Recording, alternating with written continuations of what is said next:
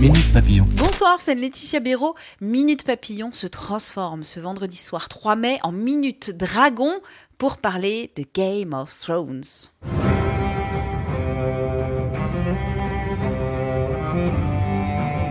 Dans la nuit de dimanche à lundi, 4e épisode de l'ultime saison de la série culte Game of Thrones, les suites de la bataille épique de Winterfell.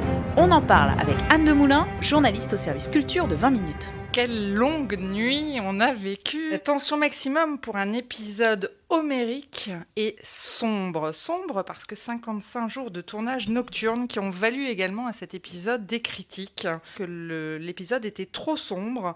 Du coup, cette semaine, il y a une réaction de Fabien Wagner, qui est le directeur de la photo dans Wired, qui donc nous donne ses petits conseils. Donc, il faut régler sa télé, nous indique-t-il. Il dit également qu'il ne faut pas regarder Game of Thrones sur un petit écran, comme un écran d'iPad, mais sur un grand écran, parce qu'un écran d'iPad, selon lui, ne rend pas justice à une telle série. Et enfin, il nous dit Game of Thrones est une série cinématographique, il faut donc la regarder comme si vous étiez au cinéma, c'est-à-dire dans une pièce sombre. Cet épisode de bataille, c'est un peu l'épisode de tous les records. C'est un épisode qui a été très commenté. On peut même dire qu'il a été le plus tweeté de toute l'histoire, puisque rien que dans la nuit de dimanche à lundi, on a totalisé 8 millions de tweets sur le sujet. Pour dire à la fois c'est époustouflant, c'est formidable, mais aussi pour critiquer, parce qu'en effet les créateurs ont privilégié le rythme et l'attention à la cohérence, et on peut en effet critiquer des petits défauts de stratégie, peut-être trop de Deus Ex Machina, pas assez de morts, enfin, mais quel épisode quand même. Et la suite, l'épisode 4 ? Alors, l'épisode 4 aura une durée de 78 minutes. Pour le moment, le titre est encore inconnu, mais c'est un épisode qui soulève plein de questions. La première, c'est, en a-t-on réellement fini avec la magie ? C'est vrai, est-ce que, moi c'est une question que je me pose à titre personnel, est-ce que le décès du roi de la nuit, c'est la fin, ou est-ce qu'il ne va pas y avoir d'autres rebondissements ? On n'en sait rien. Autre élément important, c'est comment reconstituer l'armée de Daenerys. Et oui, parce que la cavalerie des Dothraki a été un petit peu réduite à néant. Il lui reste quand même quelques atouts.